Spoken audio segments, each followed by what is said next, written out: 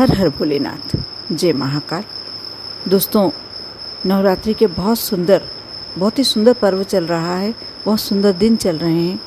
और नवरात्रि में कुछ दिन विशेष होते हैं, जैसे नवरात्रि के बीच में पड़ने वाला सोमवार एक ऐसा दिन है जो नवरात्रि के बीच में पड़ता है। उसमें आप बहुत सारी अपनी मनोकामनाएं पूरी कर सकते हैं, बहुत सारी इच्छाएं पूरी कर सकते हैं।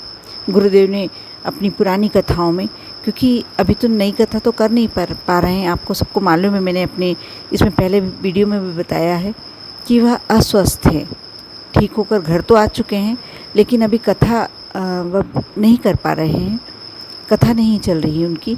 इसलिए जो पुरानी कथाएं हैं नवरात्रि पर, उन्होंने शिव शक्ति कथा में भी उन्होंने कुछ उपाय बताए थे, तो वही उपाय मैं आपके साथ शेयर करने वाली हूँ।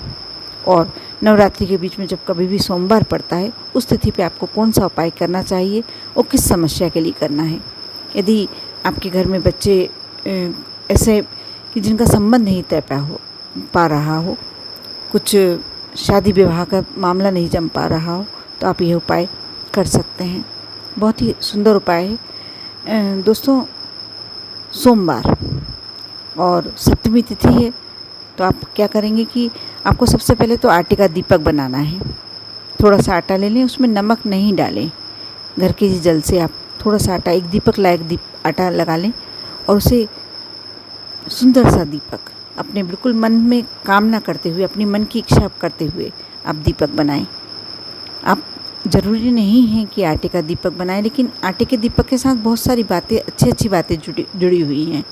पहली बात तो गुरुदेव ने ही अपनी कथा में बताया था कि जब कोई विशेष मनोकामना होती है, जिसको हमको ऐसा लगता है कि हमारी मनोकामना अवश्य पूर्ण हो, तो आटे का दीपक इसके लिए बहुत अच्छा कार्य करता है। एक कारण यह भी हो सकता है, और दूसरा कारण यह है कि जब आटे का दीपक आपने बनाया, जहाँ कहीं भी प्रज्वलित किया, आपने अपने घर में प्रज्वलित करा या मंदिर में लगाया, जब इसका विसर्जन किया जाता है, जब इसे कहीं समाया जाता है, जैसे आपने नदी में विसर्जित किया, आप जब ठंडा हो गया, जब विसर्जित हो जाता है, मंदिर में ही जो लोग भी पूजन करते होंगे या जो लोग भी उठा कर कहीं डालते होंगे, यदि नदी में डाला है तो वहाँ मछलियों का वह भोजन बन जाता है। यदि किसी वृक्ष के नीचे डाला है तो चींटियों का या पशु पक्षियों का भक्षण बन जाता है, या कहीं ऐसे स्थान पर डाला तो गाय उसको खा लेती है। यानी आप देखा जाए तो ये बहुत ही सुंदर अन्नदान का रूप बन जाता है छोटा सा दीपक इतने से आटे से, लेकिन कहीं ना कहीं किसी ना किसी का पेट भरा रहा है। ये बहुत ही अच्छा दान होता है, अन्नदान महादान के रूप में होता है। एक बहुत अच्छा कारण है। इसलिए आटे का दीपक, और आटे का दीपक बनाने का एक और कारण ये भी है कि आटे का दीपक एक बार ही उपयोग में लिया जाता है। आप मिट्टी के दीपक को बार बार उपयोग में लेते हैं। यदि नहीं बनाना चाहते हैं, आप नहीं बना पाते हैं, तो कोई बात नहीं, मिट्टी का दीपक भी काम में ले सकते हैं। आपको करना ये है कि एक दीपक ले लें, आटे का बनाएं या मिट्टी का ले लें, उसमें 2 बातियाँ लगानी हैं। बातियाँ कैसी लगेंगी? लंबी बातियाँ। शिव शक्ति के नाम का आप ये उपाय कर रहे हैं, तो आपको लंबी बातियाँ लगाना है। जब भी आप देवी का स्मरण करते हैं, कोई सी भी देवी का, तो आपको लंबी बाती इस्तेमाल में करनी होती है। आपने 2 बातियाँ लगा ली, दोनों लंबी बाती होनी चाहिए। उसमें घी, अच्छे से घी भर लें और उसे लेकर एक कलश साथ में जल का भरकर और आप मंदिर जाएं।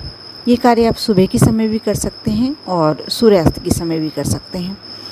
जब आप दोनों बाती प्रज्वलित करते हैं, तो आपको शिव शक्ति का स्मरण करना है।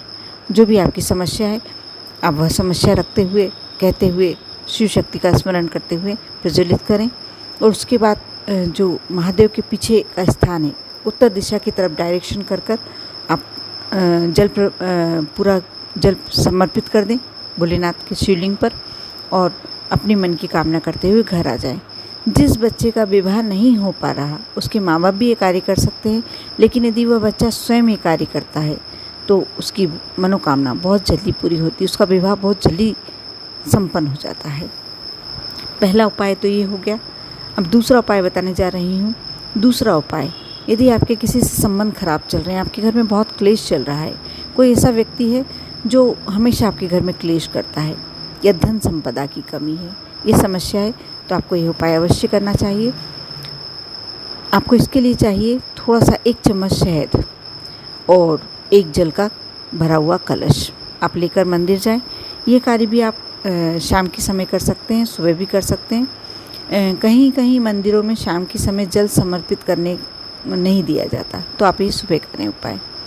आप जो शहद लेकर गए हैं उस शहद को सबसे पहले तो सीधे हाथ की जो अनामिका उंगली होती है, छोटी उंगली के पास वाली उंगली, उससे जो पार्वती का हस्त कमल है जहाँ शिवलिंग विराजमान है उस पर पूरी अच्छी तरीके से लगा दें और उसके बाद जल समर्पित कर दें, शिव शक्ति का स्मरण करते हुए, और घर आ जाएं।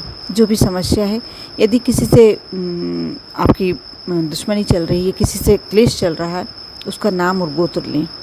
आप देखना आपके संबंध शीघ्र सुधरने लगेंगे। ये हो गया दूसरा उपाय।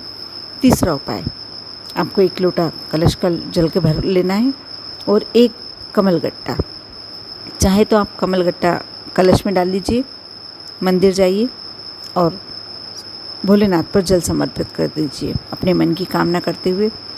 जब आप कलश से जल समर्पित करते हैं, वो कमलगट्टा आप उठाकर अपने घर वापस ले आइए, अपने या तो पूजन वाले स्थान पर रख दीजिए या अपने घर की तिजोरी में रख दीजिए। कहते हैं कमलगट्टा जो होता है माँ शक्ति का रूप होता है और लक्ष्मी को अति प्रिय होता है। जब आप ये कार्य करते हैं, आपके घर में धन की कमी कभी नहीं रहती। कर देखिए। उपाय बहुत छोटे छोटे हैं, बहुत सरल उपाय हैं। करते हैं विश्वास के साथ तो आपको इसका फ़ायदा अवश्य मिलता है। ओम नमः शिवाय।